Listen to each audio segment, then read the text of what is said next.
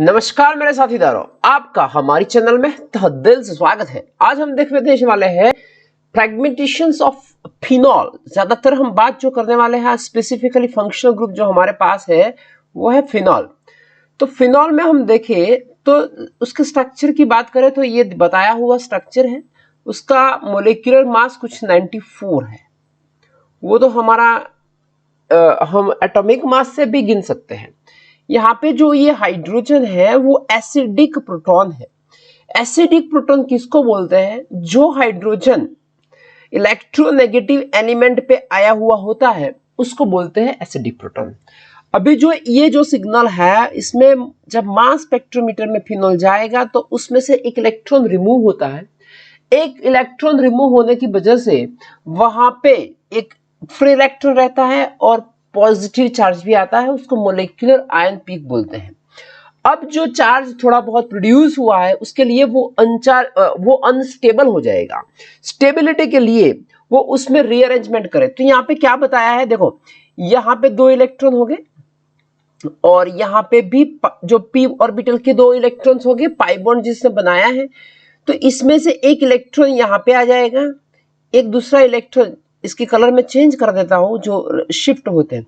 तो यहां से ये जो यहाँ पे आएगा हाफ कलर, उसका रेड कलर आएगा, ये रेड कलर आएगा, तो यहाँ पे एक नया बॉन्ड फॉर्मेशन हो जाएगा। और ये जो हाइड्रोजन है वो यहाँ से यहाँ पे शिफ्ट होता है, ऑर्थो पोजिशंस पे शिफ्ट, हाइड्रोजन का शिफ्टिंग होता है। तो कुछ स्ट्रक्चर हमें कुल मिला के ऐसा मिलता है। अब आप देखोगे तो यहाँ पे इसका जो मास होगा और इसका मास कैसा है, सेम है। उसका मतलब ये हुआ कि अभी तक मोलिक्यूल में कुछ ज्यादा फ्रेगमेंटेशन हुआ नहीं है।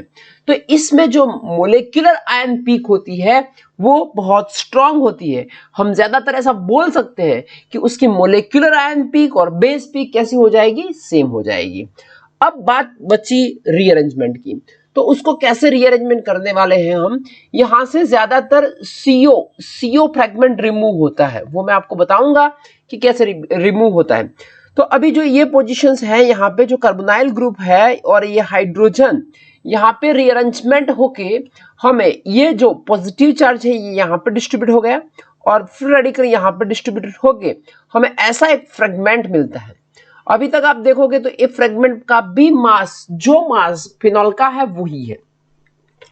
अब क्या होगा, ये जो है उसमें रीअरेंजमेंट हो गए, ये फ्रेगमेंट रिमूव होने वाला है। ज्यादातर कार्बन मोनोऑक्साइड जैसा गैस नहीं होता, बट कार्बोनाइल के फ्रेगमेंट के फॉर्म में ये रिमूव होने वाला है। तो ये जो होगा उसमें से एक बॉन्ड जो है वो यहाँ से बनाएंगे,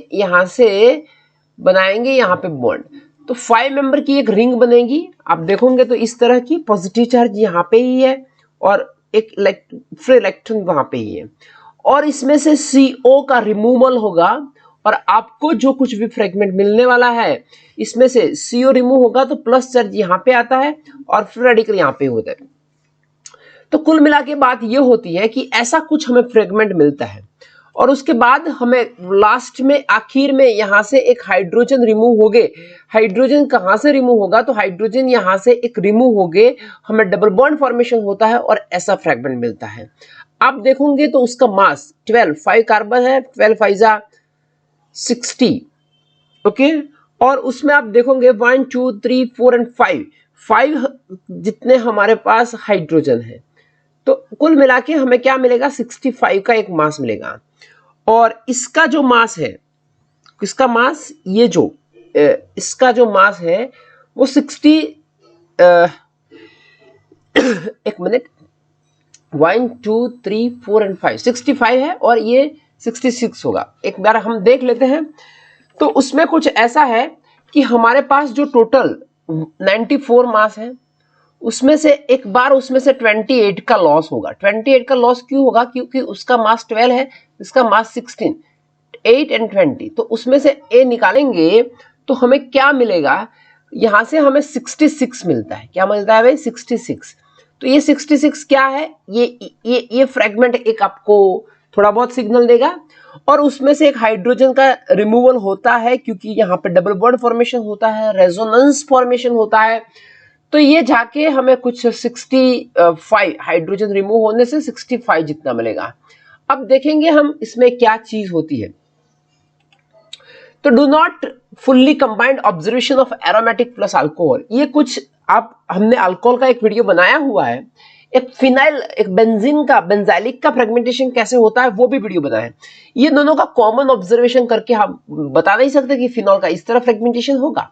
for example loss of hydrogen is observed M-1 की एक सिग्नल आएगी। मैंने बताया था कि हमारा जो ये है वो एसिडिक प्रोटॉन है और एसिडिक प्रोटॉन में रिमूव होने से हमें 93 पे एक सिग्नल मिलने वाली है। मैं स्पेक्ट्रा आपको बताने वाला हूं। इसमें फिर से बताया है कि strong molecular ion peak, strong molecular ion peak क्यों होती है आप देखेंगे तो ये और इसका मास ऑलमोस्ट सेम है। Often represent the base peak in the spectra, तो उसका क्या मतलब है कि ज्यादातर उसका फ्रेगमेंटेशन इनिशियल फॉर्म में नहीं होता, बाद में कार्बन मोनोऑक्साइड CO के फॉर्म में रिमूव होता है और हाइड्रोजन। सो दूसरा एक फ्रेगमेंट होगा HCO का मास होगा 29, तो यहाँ पे 29 का लॉस होगा। ये M-29 की सिग्नल है और ये है जो M-28 की सिग्नल है। उस तरह से हमें कुछ फ्रेगमेंट मिलता है। So loss of CO extrusion is commonly observed M-28। Net loss of the formyl radical, अच्छा HCO के फॉर्म में रिमूव होता है तो उसको फॉर्माइल क्योंकि एक कार्बन है तो उसको फॉर्माइल बोलेंगे, फॉर्माइल रेडिकल के फॉर्म में रिमूव होता है। ये कैसे फॉर्मेशन होता है वो मैकेनिज्म मैंने यहां पे बताई हुई है। तो देखो ये मास स्पेक्ट्रा है, किसका मास स्पेक्ट्रा है तो हम बताएंगे कि फिनॉल का। ये फिनॉल है, फिनॉल में से ये बेस पीक है क्योंकि उसका जो intermediate carbocation molecular ion peak होती है जो ज्यादा स्टेबल होती है, उसमें से 66 और 65 का लॉस होने वाला है। आप देखोगे तो 65 का सिग्नल थोड़ा बहुत छोटा है और 66 का फ्रेगमेंट जो सिग्नल है थोड़ा बड़ा है। मैं बताता हूं ऐसा क्यों है।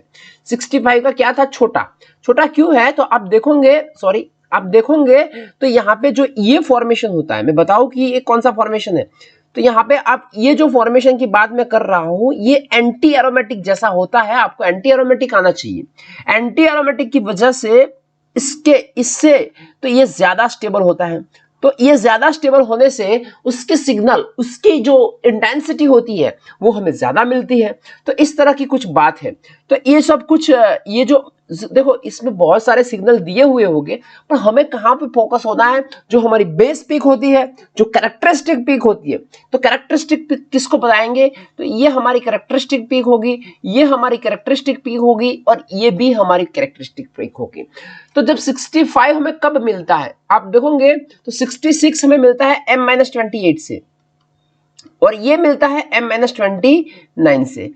देखो एनिलीन और फिनॉल में ज्यादातर देखोगे तो हम ये जो CO का लॉस है फिनॉल में, this is similar analog of HCN loss in aniline. ये एनिलीन वाले वीडियो में हम देखेंगे।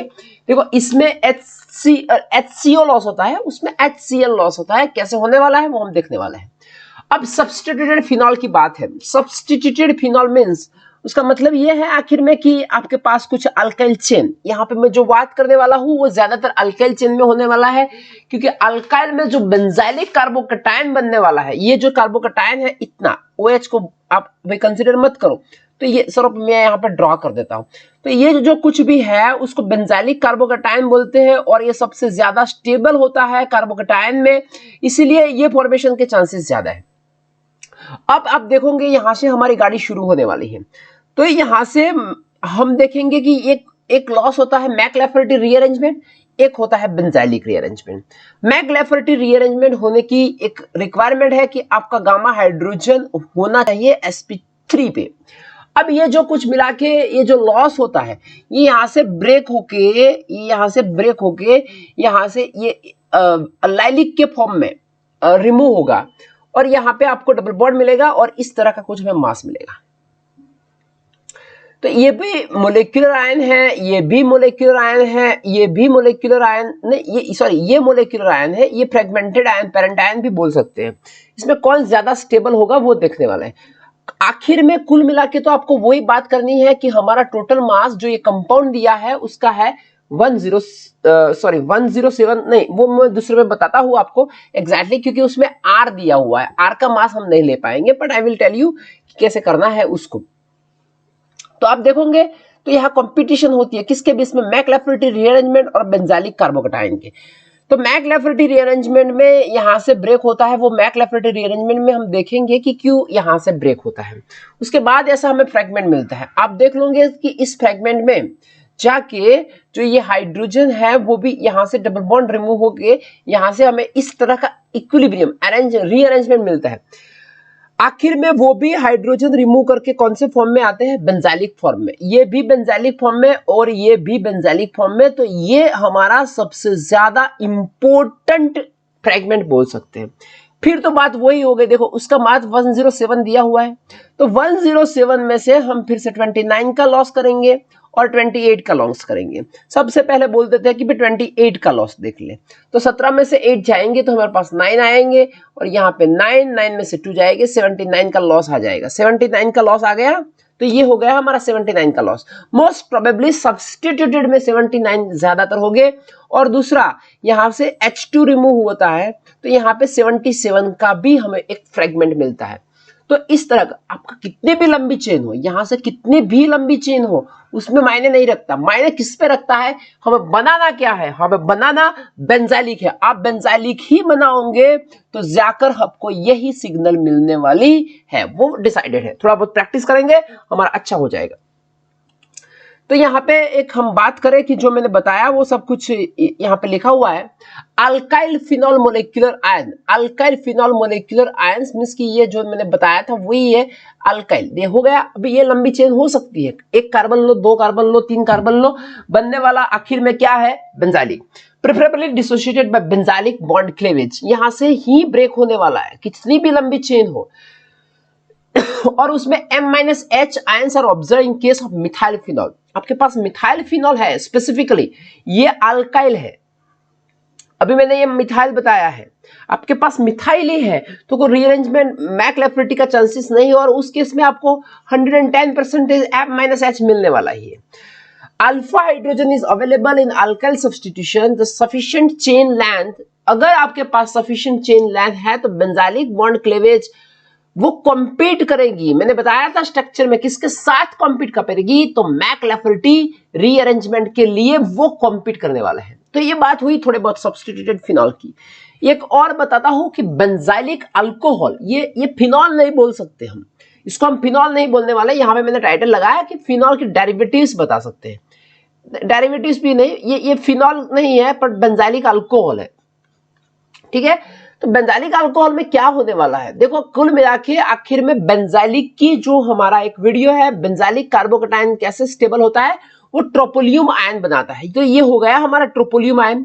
तो यहां से हमें M-1 एक मिलने वाली है। जो M-1 क्यों मिलने वाली है, क्योंकि हाइड्रोजन यहां से एसिडिक प्रोटॉन है वो रिमूव होने का चांसेस बहुत ज्यादा है। तो जो है ट्रोपोलियल आयन जो है वो हमारा ये हो गया।